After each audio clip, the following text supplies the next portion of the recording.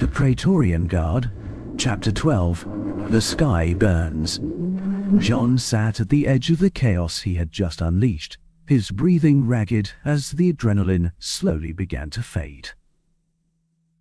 The fight against the traitorous guards had been brutal and swift, but the danger wasn't over. He looked down at his plasma swords, now deactivated and slick with blood, his mind still racing from the violence he had unleashed. The minister, battered but alive, leaned against the wall of the ship, and Kara remained silent, her gaze fixed on John, with a mixture of disbelief and confusion. But before John could process any of it, a sudden explosion shook the entire ship, the deafening sound ripping through the air like thunder. The force of the blast threw John forward, slamming him into the metal wall with a painful thud. He grunted, trying to catch his breath as the ship lurched violently, its systems flickering and alarms blaring in a cacophony of chaos. Kara screamed, and Joan's instincts kicked in immediately. He pushed himself to his feet, ignoring the throbbing pain in his ribs. "What the hell just happened?" Kara shouted, her voice filled with panic as the ship continued to shake. John didn't answer. He didn't know what was going on, but he didn't have time to figure it out. He moved quickly, his mind already focused on the next step. Without a word, he sprinted toward the cockpit, his heart pounding as he raced through the narrow corridor. The closer he got, the worse the smell became. Something acrid, something metallic. The faint whiff of blood. John burst into the cockpit, his eyes immediately locking onto the two pilots slumped over in their seats. Blood pooled beneath their bodies, the sight confirming John's worst fears. The pilots were dead, their throats cut cleanly, their hands still gripping the controls of the ship. The sharp tang of betrayal filled the air. Whoever was behind this attack had planned it down to the last detail. "Damn it," John muttered under his breath. Without hesitation, he shoved the body of the pilot out of the seat and took his place, his fingers quickly moving over the controls. He activated the ship's sensors, scanning the surrounding space for any sign of what had caused the explosion. The screen flickered to life, and John's eyes widened as the readings came through. It wasn't an external enemy that was attacking them, it was their own escorts. The 5 ships from the diplomatic corps, the very ones that were supposed to protect the minister, had turned on them. Plasma bolts fired from their turrets streaked toward Joan's ship, and the blasts rocked the vessel as John swerved, narrowly avoiding one of the tracer beams. "The guards sent the signal," John muttered, realizing what had happened. "That last guy wasn't just calling for help. He was alerting the escort ships." His mind raced. The traitors had planned this from the start, waiting until the ship was isolated in the low orbit of ZXF 590, where there would be no backup, no chance of immediate rescue. And now, the minister's own escorts were trying to finish what the guards had started. John quickly disabled the autopilot, taking manual control of the ship. The vessel wasn't designed for combat, but its advanced shield systems would give him a fighting chance, at least for a little while. He yanked the ship into a sharp roll, dodging another round of plasma fire as the diplomatic ships closed in on them. But even as he maneuvered the ship, John knew they were outmatched. The diplomatic corps ships were heavily armed, designed for combat and protection. The minister's vessel, luxurious as it was, had no weapons of its own, only shields that could hold out for a limited time. And there were 5 of them, 5 ships, all firing in unison, trying to bring them down. "We need backup," John muttered to himself, his mind racing for a solution. Quickly, he opened a secure channel, using the encrypted frequency the shadows had given him. His fingers moved swiftly over the controls, sending out an urgent OS signal to the shadows' ships that were nearby, the same invisible ships he had requested to trail the convoy from a distance. As soon as the message was sent, John focused on the battle. The 5 traitorous ships continued to barrage him with plasma fire, and the sky around him erupted in a deadly dance of light and destruction. John pushed the ship to its limits, dodging tracer rounds and weaving through the onslaught, but he knew it was only a matter of time before the shields would give out. "Come on," John muttered, his hands gripping the controls tightly. "Where are you?" And then, in the distance, he saw them. Two invisible ships, sleek and silent, decloaked with a shimmering flicker of light. They appeared like shadows in the sky, moving with a deadly grace as they closed in on the attacking diplomatic corps vessels. John breathed a sigh of relief. Finally. Without hesitation, the Shadow's ships opened fire. Plasma rounds streaked across the sky, slamming into the 5 traitorous vessels with pinpoint accuracy. In an instant, the battle intensified, and all hell broke loose.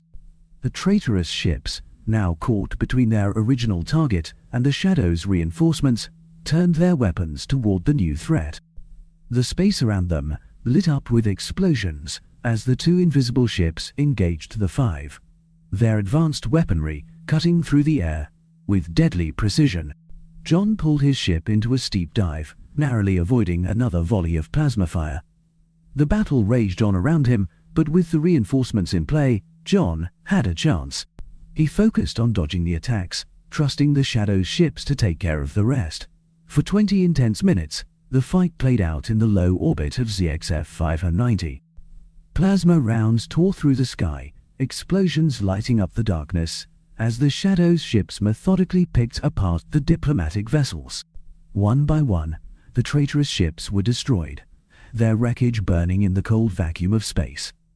When the last diplomatic ship was reduced to debris, John finally allowed himself a moment to breathe.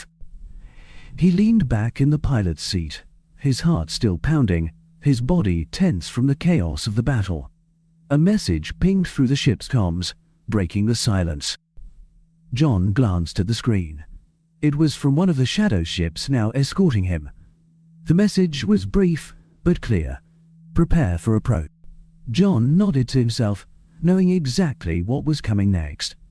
He pulled the ship into a stable trajectory, guiding it toward a safe docking area in low orbit. 5 minutes later, the telltale sound of a boarding attachment echoed through the ship as one of the Shadow's vessels docked with them. The sound of the airlock opening was followed by the heavy footsteps of 3 figures entering the ship. John turned in his seat, watching as they emerged from the corridor. They were dressed in sleek black suits, made of a strange material that seemed to shimmer under the ship's dim lights. Their faces were obscured by black helmets with no visible emblems, their weapons advanced and unfamiliar. The 3 figures moved with military precision, heading straight for the minister. One of them knelt beside him, checking his condition. The minister, surprisingly calm despite everything that had happened, nodded at the figure. "Minister." The figure said, the voice cold but respectful. "Are you all right?" The minister gave a small nod. "I'm fine. I assume the situation is under control?" "Yes, sir," the figure replied. John stood, his body still tense, as he watched the exchange. But what surprised him the most was the minister's reaction. He didn't seem surprised by the appearance of the Shadow's operatives. In fact, he looked like he had expected it. The lead figure removed her helmet, revealing a familiar face. Sarah. She walked over to John, her expression calm but her eyes sharp. She leaned in close, whispering something only he could hear. "Well done, John. You handled yourself better than expected." John exhaled, the tension in his body finally releasing as he nodded. "Thanks, but I couldn't have done it without the backup." Sarah gave him a small, knowing smile before straightening up.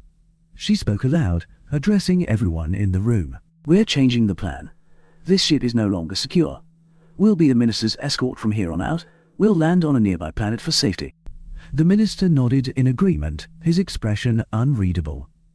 Kara, who had been silent throughout the entire ordeal, finally spoke, her voice shaky. "What's going on, John? Who are these people?" John glanced at her, his mind racing with how much he could reveal. He didn't answer right away, instead focusing on preparing the ship for landing as Sarah and the other Shadow's agents secured the area. "We'll talk later," John said softly, his voice carrying a weight that made Kara fall silent. As the ship descended toward the surface of a nearby planet, John's thoughts raced. The rebellion, the assassination attempt, the betrayal from within, it was all coming to a head. The three Shadows ships broke through the planet's atmosphere with smooth precision, their sleek forms cutting through the air like silent predators. The planet, a barren and desolate place, was nothing more than a temporary refuge, a safe haven where John, Kara, the minister, and the small team of Shadows agents could regroup and wait for an escort of warships to arrive. The ships touched down on a wide, flat plain, dust kicking up as their landing gears deployed. The planet's sky was an overcast grey, with jagged mountains looming in the distance. It was the kind of place where life seemed scarce, a stark and inhospitable world that seemed almost too quiet. John wasted no time. As soon as the ships landed, he stepped out of the minister's vessel and began a thorough check of the ship, both inside and out. His instincts were still sharp, his body still tense from the events of the past 2 days. The attack, the betrayal, the chaos in orbit, all of it had left him wary. Even now, with the immediate danger behind them, he couldn't shake the feeling that something else was waiting to go wrong. He moved swiftly through the ship's corridors, scanning each room with his handheld device, checking for any hidden explosives or surveillance equipment that may have been left behind. He had to be certain. The Shadows didn't deal in half measures. When John reached the minister's quarters, he pushed the door open and stepped inside. The room was dimly lit, the luxurious furnishings starkly contrasting with the utilitarian nature of the rest of the ship. But something caught his eye immediately, movement in the far corner. His hand instinctively moved toward the plasma pistol at his side, but he stopped when he saw her. The minister's secretary, Anna, was huddled in the corner of the room, trembling. Her face was pale, her eyes wide with fear. She hadn't spoken much since the attack, and now, seeing her in this state, John realized that the events had shaken her more than anyone else. "Anna," John said gently, stepping closer. "it's all right. You're safe now." She didn't respond, her hands gripping her knees tightly as she stared ahead, lost in her own fear. John crouched down beside her, speaking softly. "We secured the ship. No one is going to hurt you." Slowly, Anna's eyes flicked toward him, recognition dawning in her gaze. She nodded weakly, though her body still trembled. Without another word, John carefully helped her to her feet, lifting her into his arm. She was light, barely resisting, as John carried her back to the main cabin where the others were gathered.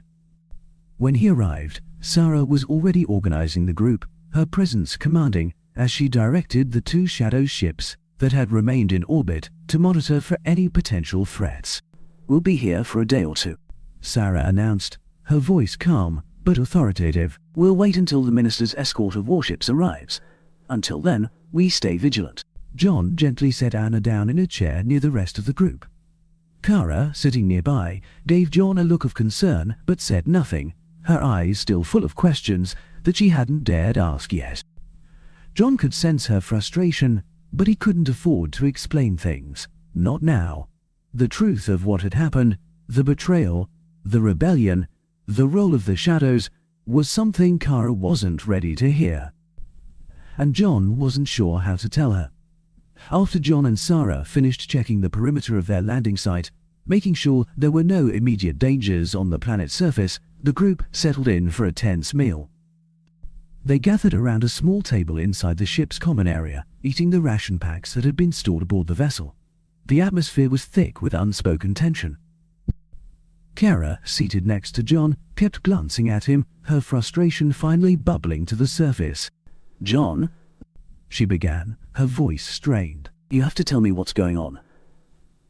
How did those guards turn on us like that? And who are these people?" Her gaze flicked towards Sarah and the 2 other Shadows operatives. John tensed. He knew this moment was coming, but before he could speak, the minister, who had remained silent for most of the meal, suddenly spoke up. "It's best that you don't know, Lieutenant," the minister said, his voice firm but kind. "There are forces at play here that go far beyond anything you've been taught. Trust me, this is not your burden to carry." Kara's eyes narrowed, her frustration deepening. "But, no," the minister interrupted gently but decisively. "I appreciate your concern, Kara, but some things are better left unsaid. You and John have done your duty, and for that I'm grateful. But there's nothing more you need to know." John exhaled silently, grateful for the minister's intervention, though it left an uncomfortable knot in his chest. Kara wasn't just a colleague, she was someone he cared about. But the life he lived now, the secrets he kept, were a part of him that he couldn't share. Not even with her. Kara, seeing she wasn't going to get answers, fell silent. But the look in her eyes told John that she wouldn't give up so easily. The next 2 days passed slowly, the group staying close to the ship, while John and Sarah took turns patrolling the perimeter, scanning the horizon for any signs of trouble. Kara tried several more times to get John to open up, but each time John deflected, offering vague reassurances or steering the conversation towards safer topics. It hurt him to push her away, but he knew that keeping her in the dark was the only way to protect her. The truth of what had happened, of who the Shadows were and what their role in the Dominion entailed, would only put her in more danger. 2 days later, the waiting came to an end. John was standing near the ship's entry hatch, scanning the sky when the transmission came through on the secure channel. "We've arrived," came a voice through the comms. "This is Captain Johnson, commander of the escort fleet." John's heart skipped a beat. Captain Johnson, the minister's brother. Kara's father. The escort fleet had arrived, and it wasn't just a few ships. John could see them approaching through the atmosphere, an impressive array of warships descending toward the planet. 4 massive heavy cruisers, bristling with weapons, flanked by 4 sleek destroyers and 2 smaller agile corvettes. John activated his comm unit and sent a reply. "This is John Steele. We're ready for extraction." A few minutes later, the fleet descended into a tight formation, the massive ships hovering above the surface of the planet, like silent guardians. One of the corvettes broke away from the group, landing smoothly beside the minister's ship. As the ramp of the corvette lowered, Captain Johnson appeared at the top, flanked by a group of elite soldiers. He was tall, broad-shouldered, and carried the same commanding presence that John had seen in Kara. His eyes scanned the area, taking in the scene before settling on his brother, the minister. "Brother," Captain Johnson said as he approached, his voice filled with both relief and concern. "I came as quickly as I could." The minister nodded, though his expression remained calm and unreadable. "Thank you for coming, Johnson. We've had a complicated few days." Captain Johnson's eyes flicked toward John, then to Kara, his gaze lingering on his daughter for a moment longer. Kara looked back at him, a mixture of relief and tension in her expression. "I'm glad you're safe," the captain said, his voice softening slightly as he addressed Kara. She gave him a small nod, though her eyes remained distant, the questions she had still lingering unspoken. The group began to prepare for their departure, with the minister and his secretary boarding the corvette first. Kara stayed behind for a moment, her gaze fixed on John. He could see the frustration in her eyes, the need for answers that he couldn't give. "We'll talk when this is over," John promised quietly, though he knew it was a promise he might not be able to keep. Kara studied him for a long moment, then finally nodded. "All right, but don't think I'm letting you off that easily." John couldn't help but smile, though the weight of everything unsaid hung heavy between them. As the last of the group boarded the corvette, John and Sarah exchanged a glance. "You did well," Sarah said quietly, as they watched the escort fleet prepare to depart. John nodded, though his mind was still racing. "What now? We regroup, debrief, and figure out who else might be tied to this rebellion." She paused, her eyes narrowing slightly. "But don't get too comfortable, John. This was only the beginning." The massive warships began to ascend, pulling away from the planet's surface. As the corvette lifted off, carrying the minister and his entourage to safety, John stood at the entry hatch, watching the planet fade into the distance. He knew Sarah was right. This was far from over.